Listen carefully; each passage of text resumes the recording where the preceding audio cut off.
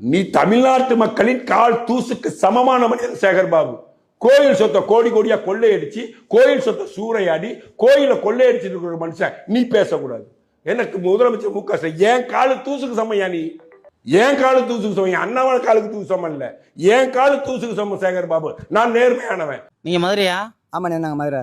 ஒரு நிமிஷம் அந்த வீடியோ மட்டும் பாருங்க. அது முருகர் பக்தர்கள் மீது கரிசனம் கொண்டு உண்மையாக முருகரை தொழுகின்றவர் நடத்தினால் நிச்சயம் செல்வோம். இது சங்கிகளாக நடத்துகின்ற ஒரு மாநாடு, அதுவும் இனத்தால், மதத்தால், மொழியால் மக்களை பிளவுபடுத்த வேண்டும் என்று நடத்துகின்ற ஒரு மாநாடு. இவங்க என்ன கொள்கைன்னு தெரியாது அவங்களுக்கு. நாங்கெல்லாம் உண்மையான முருக பக்தர்கள். நாங்க இந்த மாநாட்டுக்கு போறோம். அவங்க புல் போதையில இருக்கிற மாநாடு கிடையாது, இது பொதுக்குழு கிடையாது, போத மாநாடு. அவர்களுடைய உரிமை. நாங்கள்